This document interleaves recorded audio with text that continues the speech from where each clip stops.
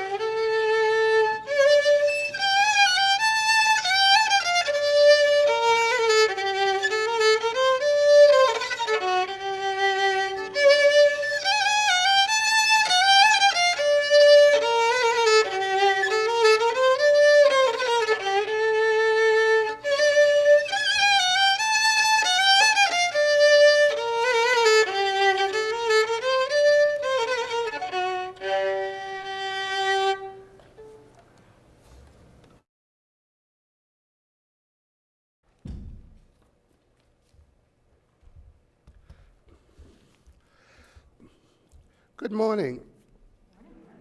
Thank you. If you have a chalice there with you, please light it along with me as I share these words by Sarah Lammert. The element of fire represents passion, veracity, authenticity, and vitality. If the chalice is the sporting structure of Unitarian Universalism, then we are the flame. We are the flame, fanned strong by our passion for freedom, our yearning for truth-telling, our daring to be authentic with one another, and the vitality we sustain in our meeting together. In all of this, there is love.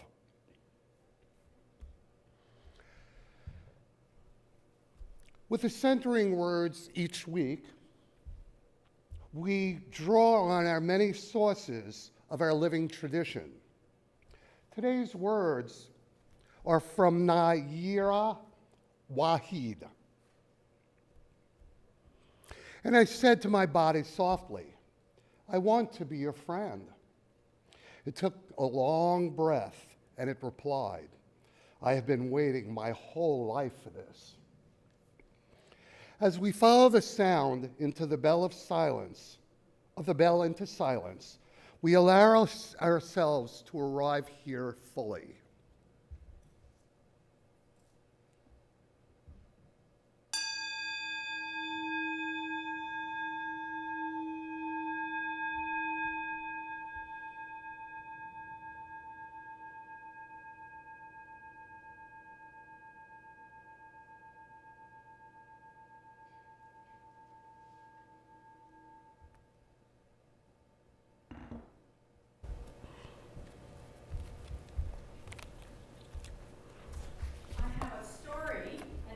Would like to come up here and see the pictures better can come sit on the quilt. Maybe the camera can point at me for the sake of the others. If not, you'll have to come see the pictures afterwards. This is called The Queen's Knickers by Nicholas Allen. Okay, so this is British. Does anybody know what knickers is British for? What's the American equivalent?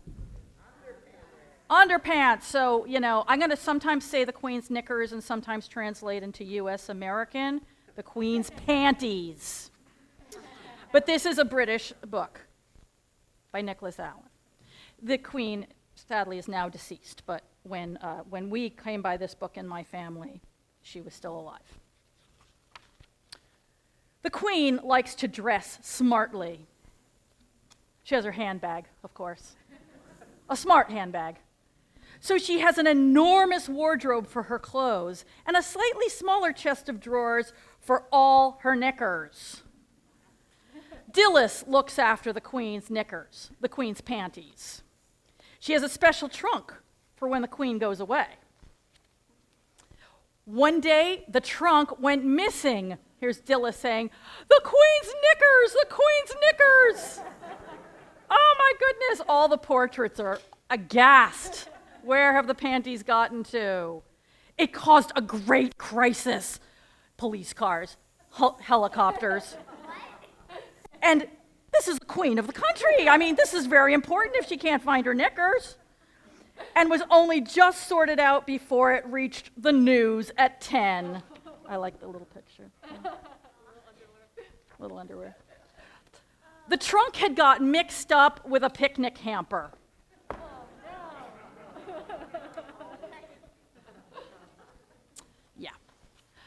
Official Her Majesty's Knicker Guide. The Queen has knickers for all occasions.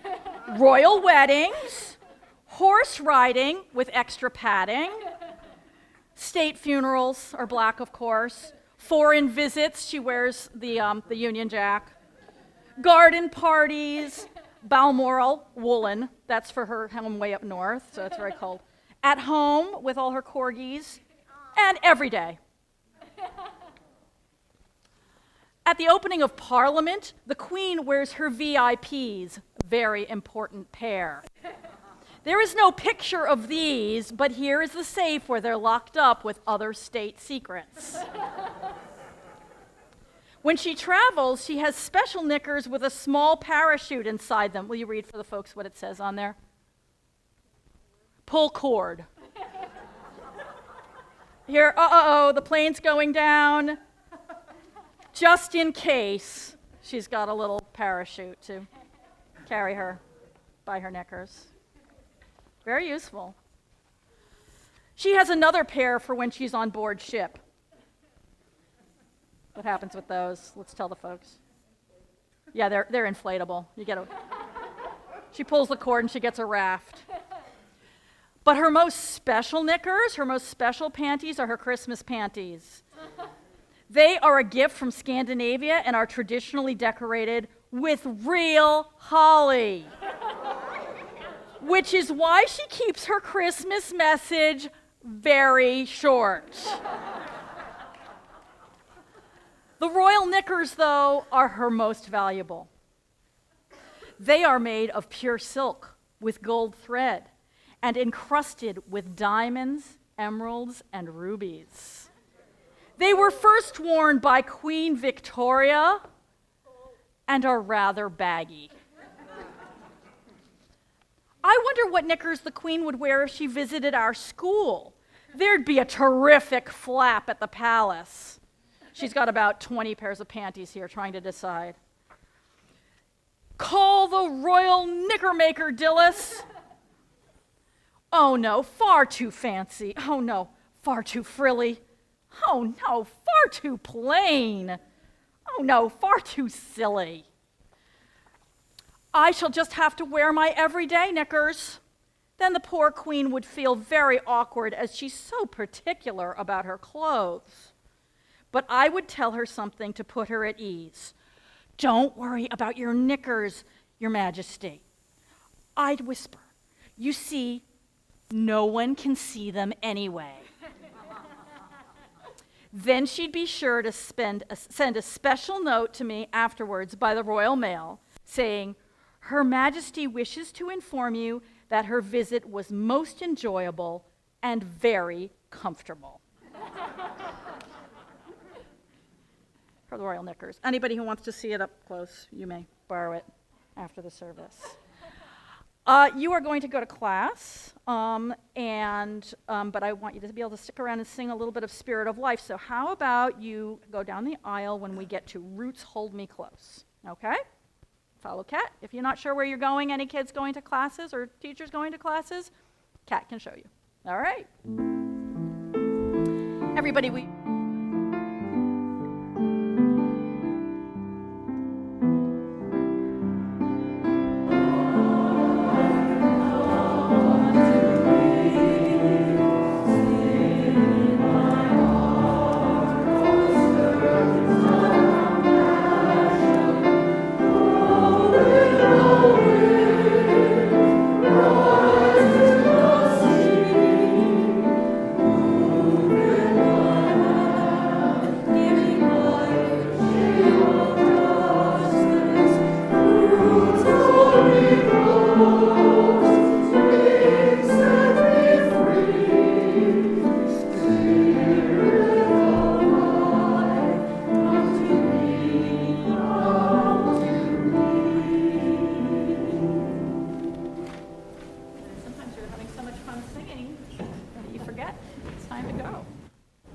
Are you picking up either of these mics? I want to make sure everybody can hear me online. Oh, there I am.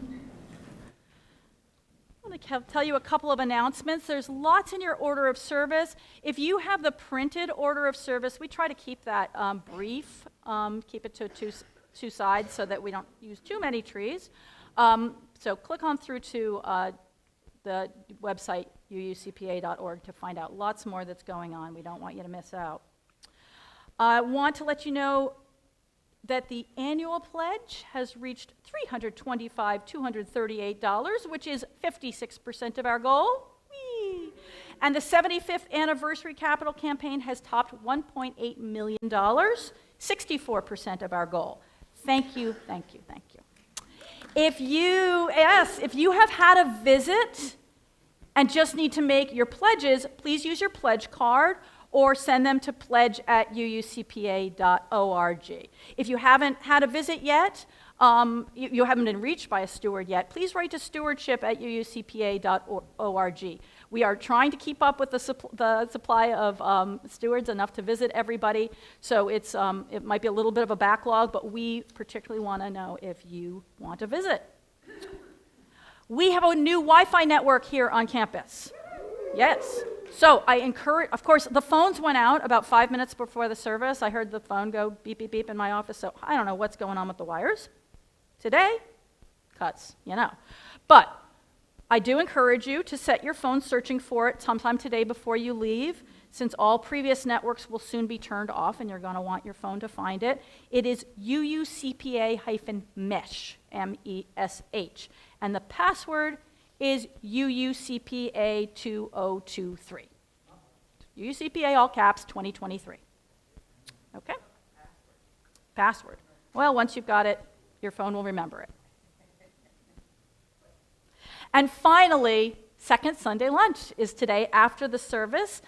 Obviously, we will be eating in here unless you really want to eat on the patio.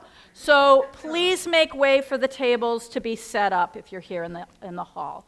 And stay and eat, or come on over and eat if you're at home right now. And now we turn our thoughts to the important events of our lives, which we wish this community to share. If you have a joy or a sorrow you'd like me to speak this morning, please send your joys and sorrows to joyconcern@uucpa.org or post them in the chat box provided by Zoom, and they'll be shared out loud. Let's just take a deep breath. Oh, like we could, if we could breathe in all the suffering and worry, sorrow and struggle that people are dealing with. And breathe out to them just comfort and ease. That is what we would do. So let's do that in our hearts and ourselves for whatever comfort we may need. Know it's out there and breathe it in.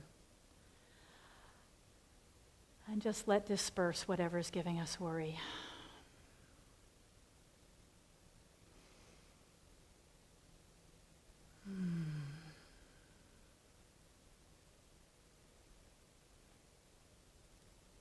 Blessed be. Will you please join me in singing For All That Is Our Life? It is number 128 in the gray hymnal. If you're online, you can see the words in your order of service. Please rise in body or spirit.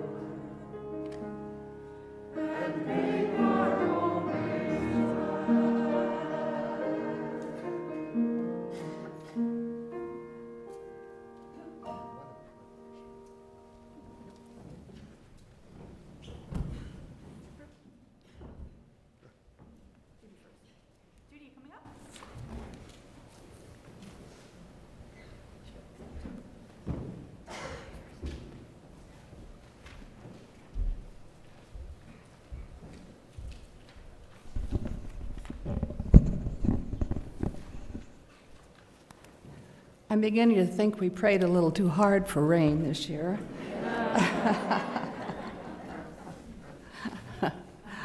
Anyway, thank you, and it's great to be here and talk to you about why I am a UU at this church here in Palo Alto.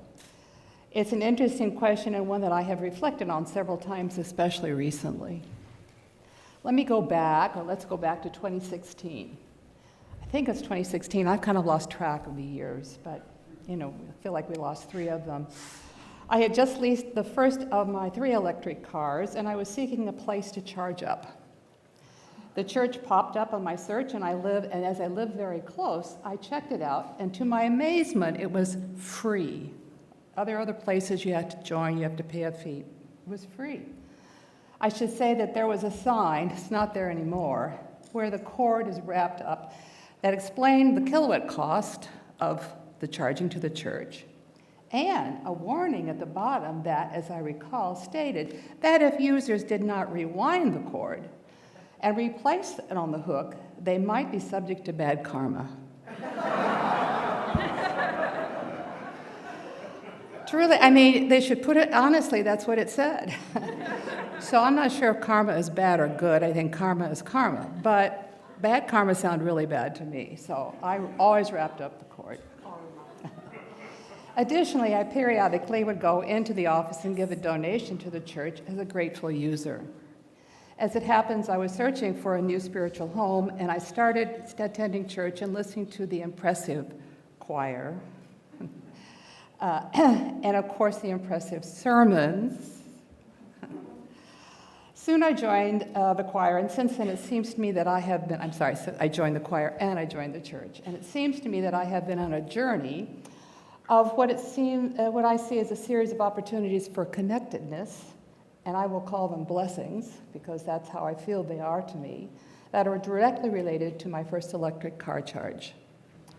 I immediately joined the choir, being a longtime amateur choir singer, and what an inspiration and joy it has been to work with this wonderful group of people, and Bruce and Veronica, of course. About a year into that, a member of the choir invited me to join the ARE committee. Sure, says I. Now, I didn't know what the ARE committee was.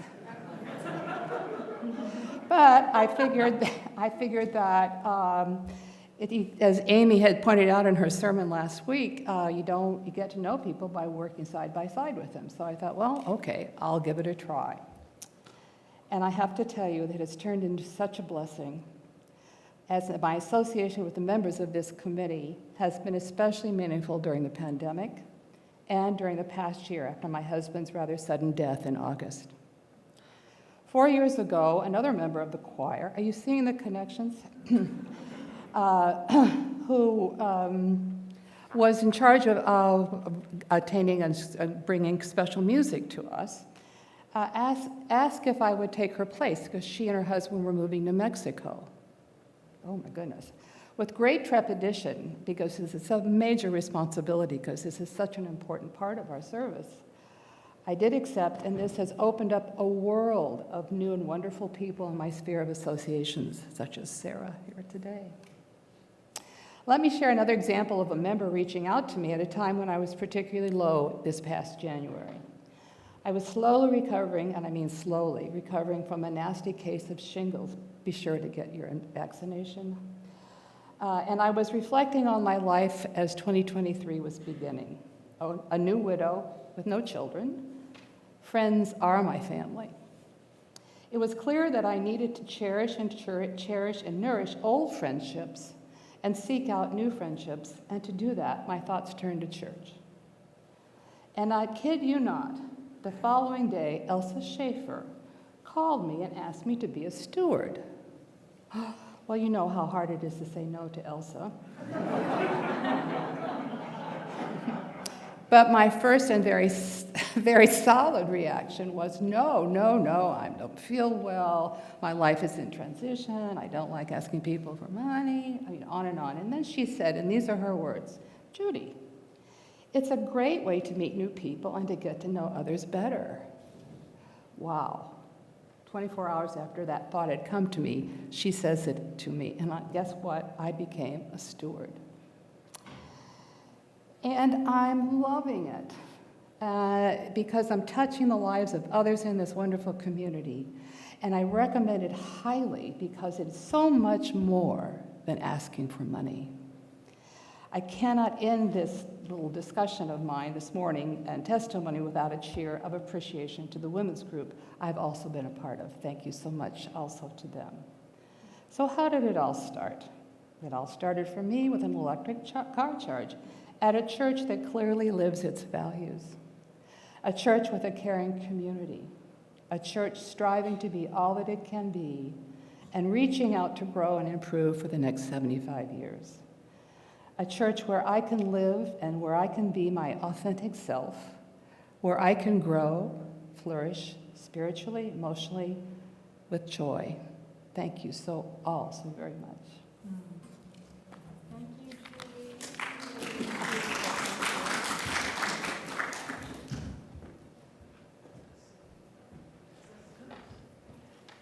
Julie. Nope. Not yet. Does it say that in there? Yeah. Oh. All right. Well, we'll obey the choir then. The choir is always right. Sorry, Stevie. No problem.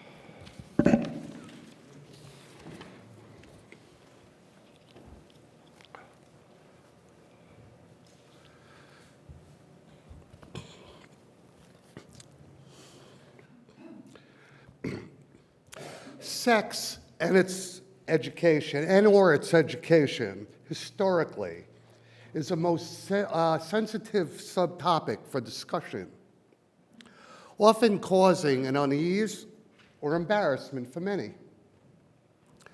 Where shall I begin?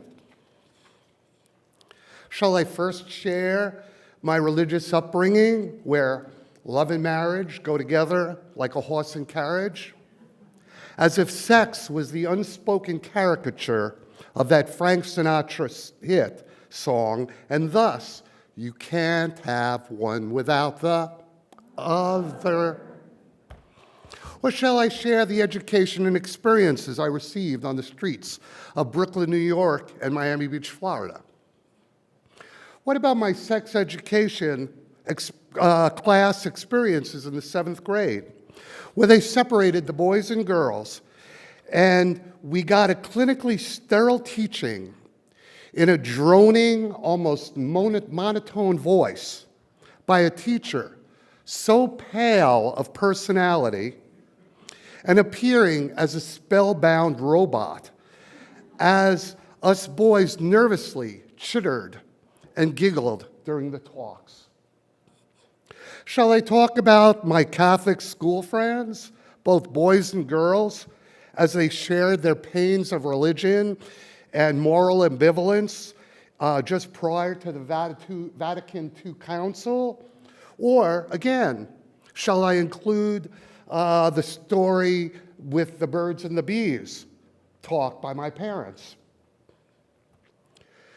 Sex can be perhaps one of the most misunderstood and complicated activities in human behavior, as it encompasses so much more than a physical act, but it weaves a web throughout society, from religious fundamentals through ancillary teachings, while sometimes it may determine the ultimate success or failure in a committed relationship. Sex may also be delicately interwoven with emotion, passion, and love. Its tapestry also may weave through employment or marketing strategies by those in authority through various forms of grooming, other creepy conditions, intimidation, and or straight-out quid pro quo sexual abuse. These conditions disturb one's own feelings of self-worth, potentially causing a post-traumatic stress disorder that will last a lifetime and affect many aspects of an individual's functioning. And in our history, unfortunately, through male-dominated laws, power and control of the masses, all perverted all things that might be considered sacred, especially sexuality. We have come a long way from the repressions of the Middle Ages. But on the other hand, I am now disturbed by the modern, computer-aged social media take on sex and its marketing manipulations. How sex is displayed on even the most PG of social media can be so deceiving, so manipulative, especially of children, the impressionable, and perhaps the lonely and alone, the naive, or the quiet, sensitive heart. What then will be the long-term consequences to the next generation? As a baby boomer, I have seen a major shift from the education my sis and I got. Sister. Sex education now includes more focus on the psychodynamics of peer pressure, science facts, options to avoid pregnancy, and good disease prevention or management of STDs. Most recently, there have been many coordinated movements of exposing the abusers within society that misuse others and cause others a lifetime of pain. This is only my story, as we all have our own stories of sex and sex education, as some are healthier than others. In this reflection, all I covered was what sex and its education perhaps should not have been. As a contrasting view, the sermon today will cover what sex and its education could and should be. Thank you for your attention. Thank you, Stephen. Thank you.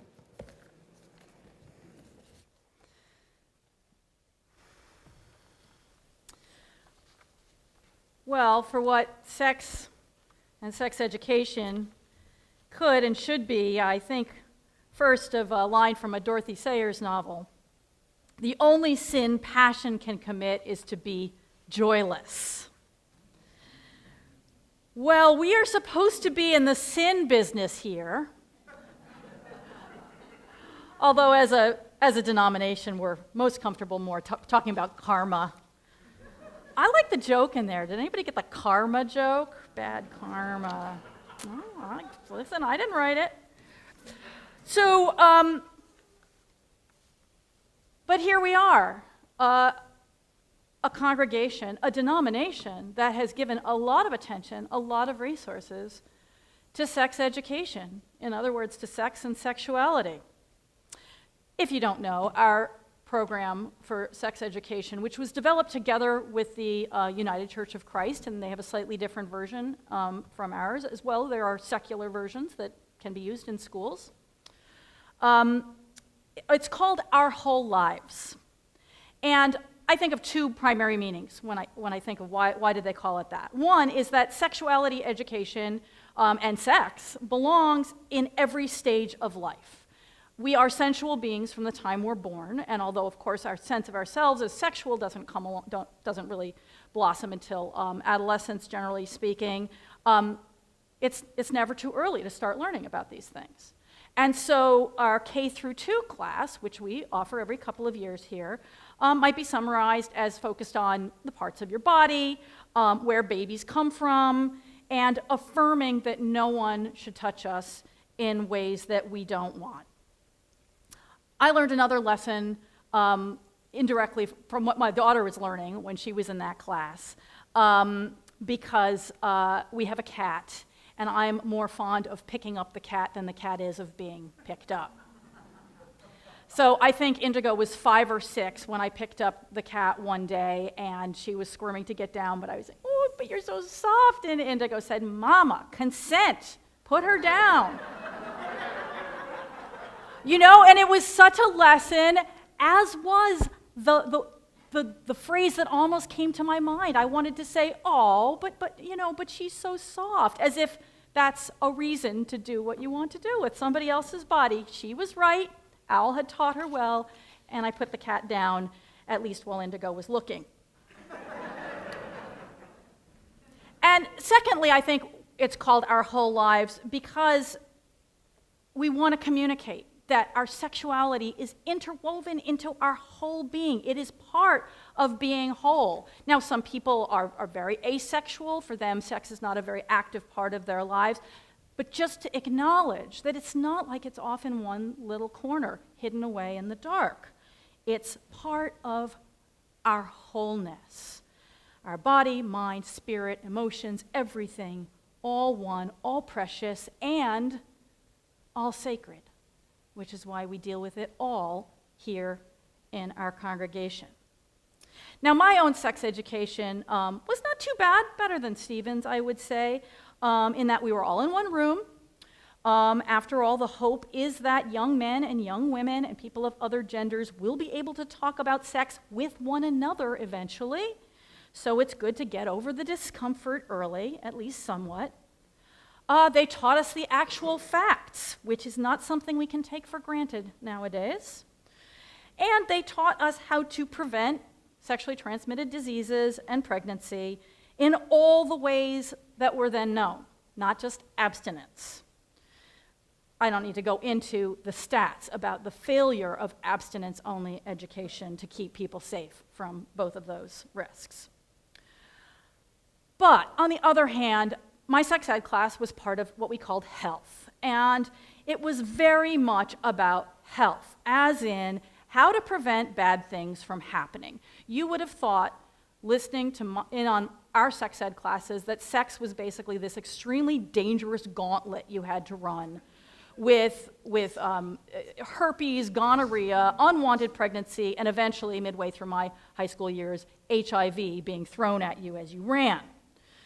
I'm glad they taught us how to avoid illness and unwanted pregnancies, but there was something really important missing. And that was that sex is something people do because they enjoy it. That's supposed to be the idea. Most of the time, they're doing their level best not to get sick, not to make any new human beings. And so it's really weird to teach about sex as if that's the only reason that people do it, is to make other people.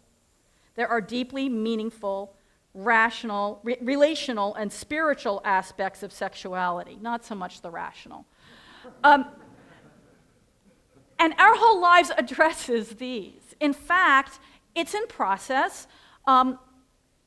When my daughter was, about 10 years ago now, was in K through 2 curriculum, and I see some other parents here whose kids were in that class, the parents together raised a question. They said, this is a pretty good program, we like it, it's not like we don't like the attitude it's taking, except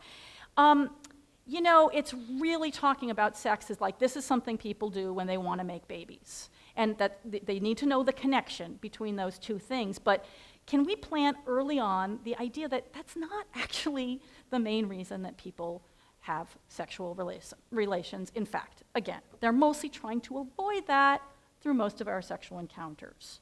Now, little kids will not believe you when you tell them that this is something people do because it's fun. They think it's disgusting.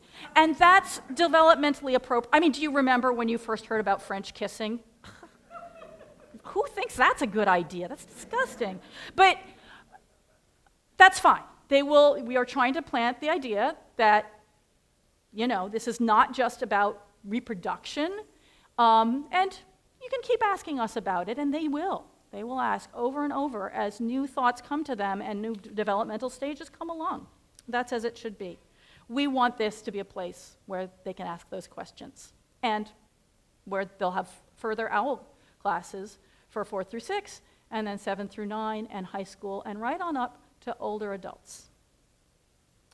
We call it sex education, sexuality education, but the learning that affects our whole lives goes far beyond a receipt of information and advice. The most important messages are part of what is called sexual socialization, what we learn about our emotions, our bodies, our relationships, and about morality. And these messages aren't explicitly or only about sex. They are in a parent's attitude toward nudity. Is it shameful or funny or matter of fact or private? These attitudes are conveyed to children when a toddler casually touches their own genitals, and does their parent or the teacher slap their hand away? Or tell them, not in public, sweetie? Or ignore it? Or react with disgust or anger?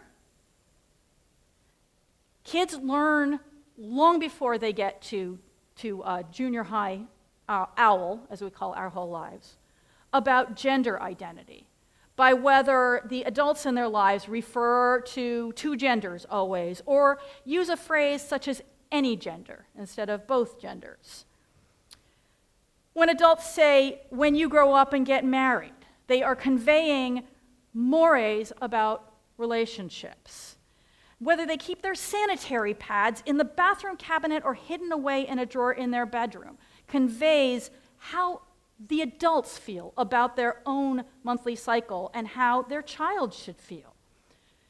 And as I said, it can even show up in how we treat the non-humans in their life. Do you pay attention to what beings who have opinions are telling you? And are you respecting their desire to be touched or not touched? A child who is taught implicitly that some parts of their body are disgusting or even wicked is affected not only in their eventual attitudes towards sex, but in far broader and deeper ways. What is safe? What leads to rejection or acceptance? What keeps them in the community, in the families that are important to them? How they feel about themselves, their emotions, their body, their simple wishes. I'm thinking of that scene in the movie Brokeback Mountain when the young Ennis is told about a lynching of a gay man. Nobody needed to tell him, you better not be gay. All they needed to say is, this is what happens. Researchers have asked adolescents from whom they would like to learn sex education. School, parents, a community organization. I didn't see your religious community on that list. And there's an awful lot of religious communities that I would not want to have in charge of that. God knows they already convey a lot of mores that are very, very hazardous, literally hazardous to kids' health. But when we look at sexual development, we have to look not just at information, but at socialization. And it's obvious that the home is the dominant source of these messages, but another place where we get our shoulds, our sense of the communal norms, of behavior, what we can talk about, what is ethically good, bad, or neutral, is our religious, our spiritual community.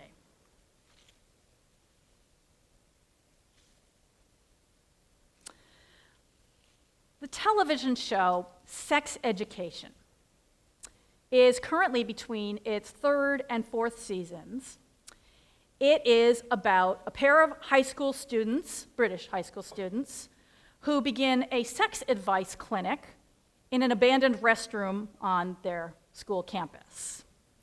Maeve is parentless and therefore perpetually broke and needs the money to keep her gas on. Otis has a mother who's a sex therapist, and he seems to have a real knack himself for giving wise counsel and listening to people when they're having trouble. So Maeve and Otis team up.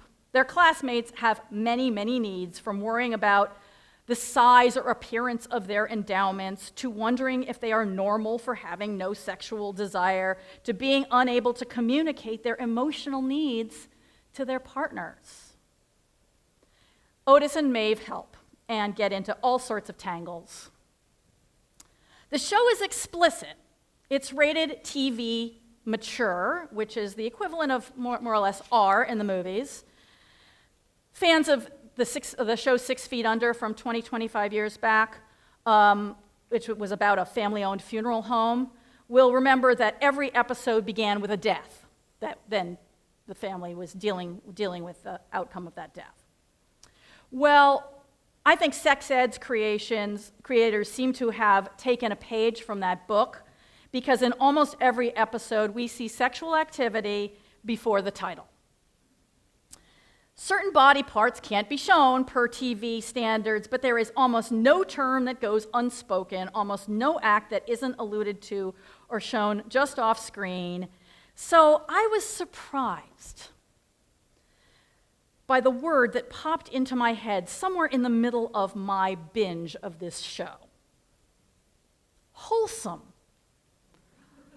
I thought, this is a hard show to see with your mother. And because I recommended it to her, we did end up watching it together. But it's wholesome because the values are so, so good. Homosexuality? Just fine. Asexuality? Sure. Non-binary genders are here. Non-consensual contact is treated as a serious problem, even when the victim of it wants to dismiss it. It says, that wasn't anything. Yeah, it was. And the program devotes an entire arc to how that plays out. What comes through in the ordinariness of these interactions, the way desire is treated as a part of life, the way people of different races and cultures have to deal with how their families deal with their interracial and intercultural relationships, the way sex shows up in your life when the hormones hit and you're almost an adult. What comes through is that there are absolutely deep ethical, spiritual values connected to sex. And those are, sex absolutely must be based on consent. Everybody involved must agree actively to what they're doing, and they can withdraw that consent at any time. Those involved should treat one another with respect. That means being responsible about the possible results, whether you might get sick, or you might create a new baby, or you might hurt somebody's feelings. And it should be enjoyable for everybody concerned. Everything else, like whether or with whom or how you have relations, that is not an ethical issue. And I think that's really wholesome. Those are some wholesome rules and lack of rules. And the next thought that came to me was, right, that's what we teach in OWL.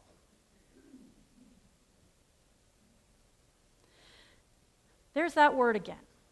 Our whole lives, whole, wholesome. What makes us whole? I hesitated just a moment when I found those centering words before I passed them on, recommended them to Stephen, but we agreed that they were great. That sense of being a friend to your body. I hesitated only because of that duality, that sense that our body is something other than us. That there's a body, there's a mind, there's feelings, there's a spirit. Of course, it's all one. It was so meaningful that I decided we should stick with it anyway. But how lovely to assert that we are whole when all of who we are is treated as a blessing, as precious. That we're told that our loving is a miracle, and that our bodies, our spirits, our emotions, our minds, our wholeness is a miracle. That's why we do, not just sexuality education, but sexual socialization, the passing on of our values, and the listening to young people, especially about as they develop their values. Why we do it right here in this main hall, in our church, for all ages, for our whole lives.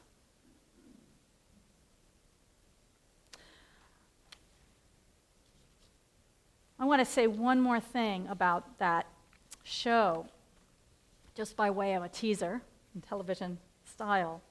We've talked, as I mentioned last week, about stickers we might wear to start conversations after the service. And one thing that happened to me as I was watching this show, which, as I said, I binged and I'm now eagerly awaiting season 4, it brought me face to face with my own internalized taboo, a rule I had in my head that I didn't even know I had. And I thought, that could be the start of good conversations after the service. What was a message that you received about sex that you've realized since? Oh, that message has been traveling with me, in my head, in my body, in my feelings. As comfortable, of course, we may share that. Maybe it'll bring us a little closer to wholeness. And now, if we are moved by gratitude to each other, we may support with whatever financial resources we can, this community that we are creating. That helps to create us. We do so with our pledges. We also do so symbolically with our offering each week. So it will now be given and received. The order of service gives a QR code and link and information on how to use text to give via Give Lively. If you're here in person and you prefer check or cash, Barbara will bring up the box for you to do that.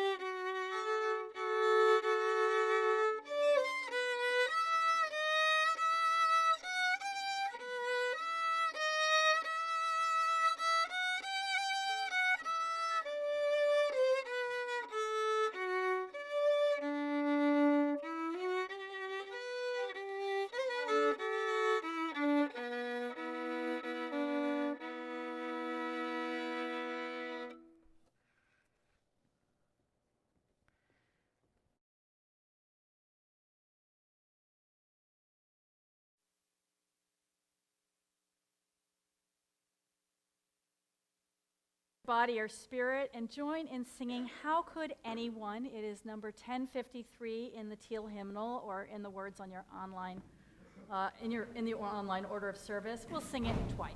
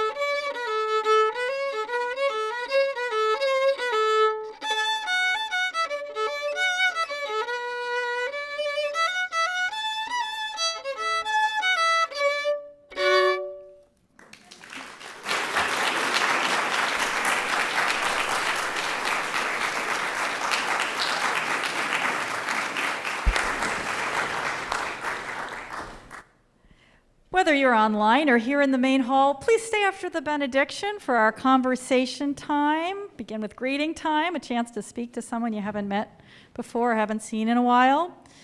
Now, if you're online, please unmute yourself and turn on your video. And wherever you are, please touch hands in whatever way you are comfortable or not. As we say our benediction, go out